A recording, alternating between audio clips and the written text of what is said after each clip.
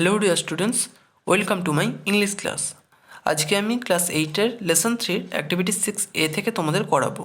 এর আগে আমি এই লেসনের বেঙ্গলি অ্যানালিসিসটা করিয়েছি এবং অ্যাক্টিভিটি 5 পর্যন্ত করিয়েছি। তোমরা যদি সেই ভিডিওগুলো না দেখে থাকো তাহলে এই ভিডিওর ডেসক্রিপশন বক্সে আমি লিঙ্ক দিয়ে দেবো, সেখান থেকে তোমরা দেখে নিতে পারবে। তো চলো শুরু করা যাক। Activity 6A, fill in the blanks with the correct verb forms from those given in brackets. Fill in the blanks, শূন্যস্থানগুলি পূরণ করো with the correct verb forms, ক্রিয়ার সঠিক রূপ দিয়ে, from those given in brackets, যেগুলো ব্র্যাকেটের মধ্যে দেওয়া আছে। তো এক নম্বরটা দেখো, he dash here for the last 2 years। ব্র্যাকেটের মধ্যে ভার্বের 3টে রূপ দেওয়া আছে, একটা আছে ওয়ার্কড, একটা আছে ইজ ওয়ার্কিং, আর একটা আছে হ্যাজ বিন ওয়ার্কিং। এখানে মেন ভার্ব হলো ওয়ার্ক, ওয়ার্ক মানে কাজ করা। তাহলে হি মানে সে, ড্যাশ হিয়ার, হিয়ার মানে এখানে, ফর দ্য লাস্ট 2 years মানে গত 2 বছর ধরে। তাহলে সে এখানে গত 2 বছর ধরে কাজ করছে, মানে কাজটা আগেই শুরু হয়েছে কিন্তু কাজটা এখনও চলছে। তাহলে এরকম বোঝালে ভার্বের যে টেন্স হয় তাকে বলা হয় প্রেজেন্ট পারফেক্ট কন্টিনিউয়াস টেন্স। তো প্রেজেন্ট পারফেক্ট কন্টিনিউয়াস টেন্সের ভার্বের রূপ কী হয়? সাবজেক্টের পর হ্যাভ অথবা হ্যাজ হয়, তারপর বিন হয়, আর তারপর মেন ভার্বের আইএনজি রূপ। তাহলে এখানে হবে he has been working here for the last 2 years। সে এখানে গত 2 বছর ধরে কাজ করছে। 2, the baby dash all morning. ব্র্যাকেটে আছে ক্রাইজ, হ্যাজ বিন ক্রাইং আর হ্যাড ক্রাইড। মেন ভার্ব হচ্ছে ক্রাই, ক্রাই মানে কাঁদা। দ্য বেবি মানে বাচ্চাটি, dash all morning, all morning মানে গোটা সকাল জুড়ে। তাহলে বাচ্চাটি গোটা সকাল জুড়ে কাঁদছে, মানে কাঁদা কাজটা আগেই শুরু হয়েছে কিন্তু এখনও চলছে। তাহলে এখানেও প্রেজেন্ট পারফেক্ট কন্টিনিউয়াস টেন্স হবে। তাহলে এখানে হবে the baby has been crying all morning, বাচ্চাটি গোটা সকাল জুড়ে কাঁদছে। 3, it dash for a long time before we went to school. ব্র্যাকেটে আছে হ্যাড বিন রেইনিং, রেইনড আর রেইনস। মেন ভার্ব হলো রেইন, রেইন মানে বৃষ্টি হওয়া। তাহলে it dash for a long time মানে একটা দীর্ঘ সময় ধরে, before we went to school আমরা বিদ্যালয়ে যাওয়ার আগে। তাহলে আমরা বিদ্যালয়ে যাওয়ার আগে দীর্ঘ সময় ধরে বৃষ্টি হচ্ছিল অর্থাৎ কি অতীতের ঘটনা, মানে একটা অতীতে একটা নির্দিষ্ট সময় ধরে কোনো কাজ চলছিল।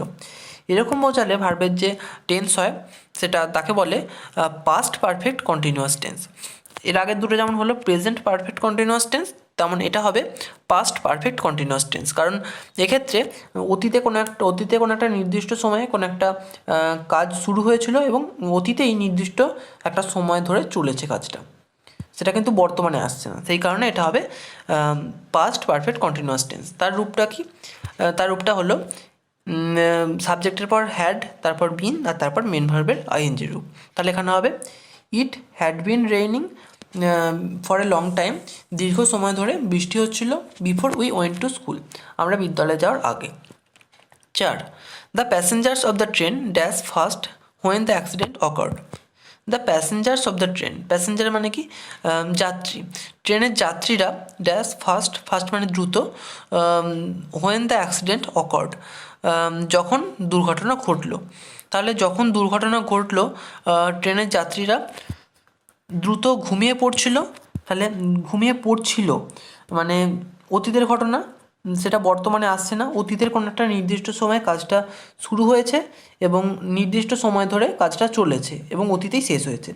তাহলে এখানে হবে পাস্ট পারফেক্ট কন্টিনিউয়াস টেন্স। তাহলে the passengers of the train had been sleeping when the accident occurred, যখন দুর্ঘটনা ঘটলো ট্রেনের যাত্রীরা দ্রুত ঘুমিয়ে পড়ছিল। Activity 6B, fill in the blanks with either the future continuous tense or future perfect tense of the verbs given in brackets. Fill in the blanks, শূন্যস্থানগুলি পূরণ করো with either the future continuous tense, হয় future continuous tense দিয়ে, or future perfect tense অথবা future perfect tense দিয়ে, of the verbs ক্রিয়াগুলির given in brackets, যেগুলো ব্র্যাকেটের মধ্যে দেওয়া আছে। অর্থাৎ ব্র্যাকেটের মধ্যে যে ভার্বগুলো দেওয়া আছে হয় তাদের ফিউচার কন্টিনিউয়াস টেন্স দিয়ে এই শূন্যস্থানগুলো পূরণ করতে হবে, নয় ফিউচার পারফেক্ট টেন্স দিয়ে পূরণ করতে হবে। তো এক নম্বরটা দেখো, I suppose it dash when we start. ব্র্যাকেটে আছে রেইন, রেইন মানে বৃষ্টি হওয়া। আই সাপোজ, সাপোজ মানে মনে করা, আই সাপোজ, আমি মনে করি ইট ড্যাশ হোয়েন উই স্টার্ট, যখন আমরা শুরু করব। তাহলে আমি মনে করি বৃষ্টি হতে থাকবে যখন আমরা শুরু করব। বৃষ্টি হতে থাকবে মানে ভবিষ্যতের কথা বলা হচ্ছে, এবং কাজটাও তখন চলবে। তাহলে কাজ চললে তো বুঝতেই পারছো কন্টিনিউয়াস হবে, তাহলে এখানে হবে ফিউচার কন্টিনিউয়াস টেন্স। তার কী রূপ হবে? ফিউচার কন্টিনিউয়াস টেন্সের রূপ হলো সাবজেক্টের পর শ্যাল বা উইল, তারপর বি, তারপর মেন ভার্বের আইএনজি রূপ। তাহলে এখানে হবে আই সাপোজ, আমি মনে করি, ইট উইল বি রেইনিং, মানে বৃষ্টি হতে থাকবে, হোয়েন উই স্টার্ট, যখন আমরা শুরু করব। 2, he dash us next week, bracket আছে মিট, মিট মানে সাক্ষাৎ করা। তাহলে হি মানে সে, ড্যাশ আস, আস মানে আমাদের, নেক্সট উইক মানে পরের সপ্তাহে। তাহলে সে পরের সপ্তাহে আমাদের সঙ্গে সাক্ষাৎ করে থাকবে, মানে সাক্ষাৎ করার কাজটা তার সম্পূর্ণ হয়ে যাবে। তাহলে এখানে হবে ফিউচার পারফেক্ট টেন্স। তার রূপটা কি? ফিউচার পারফেক্ট টেন্সের রূপ হলো সাবজেক্টের পর উইল হ্যাভ, তারপর মেন ভার্বের পাস্ট পার্টিসিপেল ফর্ম। তাহলে এখানে হবে he will have met us next week. He will have met us মানে হচ্ছে সে আমাদের সঙ্গে সাক্ষাৎ করে থাকবে নেক্সট উইক, পরের সপ্তাহে। 3, C dash Jamshedpur by then, bracket আছে রিচ, রিচ মানে পৌঁছানো। তাহলে সে সেই সময়ের মধ্যে বা তখনের মধ্যে জামশেদপুর পৌঁছে গিয়ে থাকবে। তাহলে তার পৌঁছে যাওয়ার যে কাজটা সেটা সম্পূর্ণ হয়ে যাবে। তাহলে এখানেও হবে ফিউচার পারফেক্ট টেন্স। তাহলে তার রূপ তো আমি আগেই বললাম, এখানে হবে she will be reached Jamshedpur, she will be reached নয়, she will have reached Jamshedpur by then, সে তখনের মধ্যে জামশেদপুর পৌঁছে গিয়ে থাকবে। 4, this book is not far, I dash it by lunch time, bracket আছে রিড, রিড মানে পড়া। This book is not far, not fat, এই বইটা মোটা নয়। I dash it by lunch time, lunch মানে তোমরা জানো দুপুরের খাবার। তাহলে আমি দুপুরের খাবারের মধ্যে এইটা পড়ে থাকবো, অর্থাৎ দুপুরের খাবারের মধ্যে পড়া যে কাজটা সেটা সম্পূর্ণ হয়ে যাবে। তাহলে এখানেও ফিউচার পারফেক্ট টেন্স হবে। তাহলে এখানে হবে this book is not fat, I will have read it by lunch time, আমি এটাকে দুপুরের খাবারের সময়ের মধ্যে পড়ে থাকবো। Activity 7, make meaningful sentences of your own with the following words. Make meaningful sentences, অর্থপূর্ণ বাক্য তৈরি করো, অফ ইউর ওন তোমার নিজের থেকে, উইথ দ্য ফলোয়িং ওয়ার্ডস নিচের শব্দগুলি দিয়ে। দেখো তো 1 নম্বরে আছে হারভেস্ট, হারভেস্ট মানে ফসল বা ফসল কাটার সময়। এটা দিয়ে আমি লিখেছি during the harvest the farmers become busy. During the harvest ফসল কাটার সময়ে, দ্য ফার্মার্স বিকাম বিজি চাষিরা ব্যস্ত থাকে।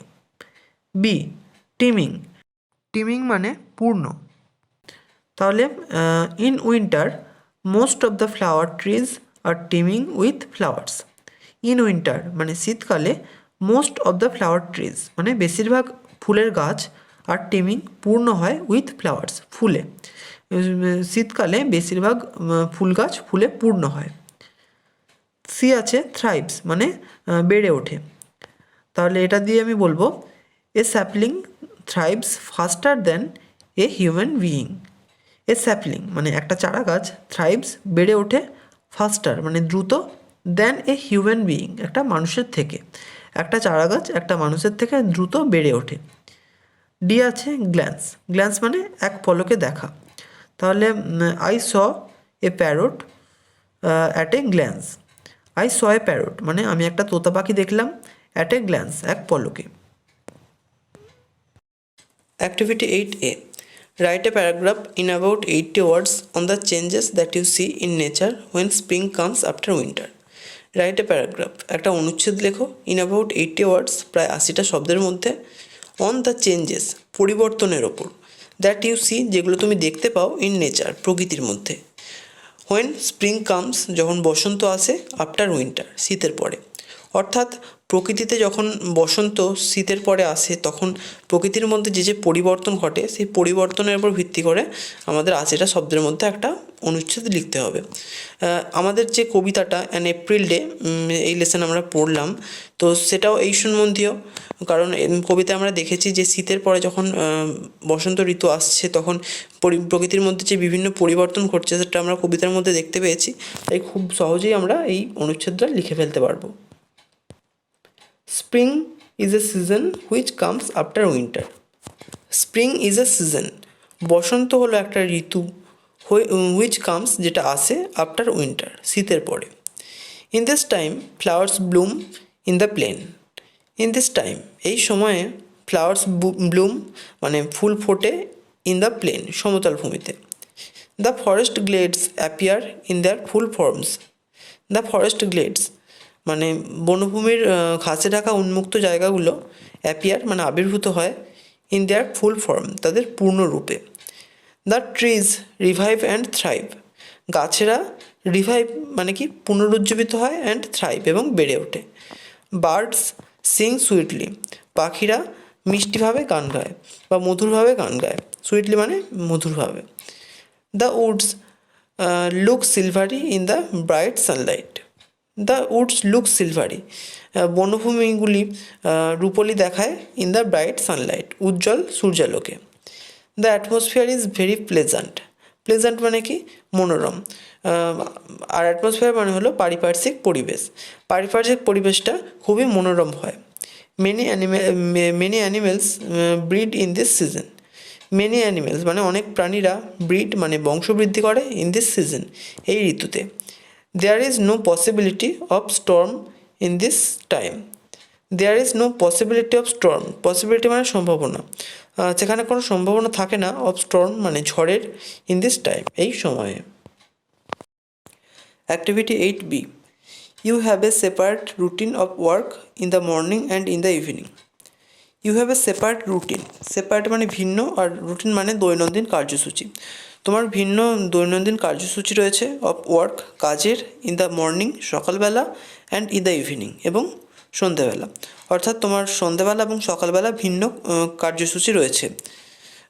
Right a page in your diary, তোমার ডায়েরির মধ্যে একটা পাতা লেখো।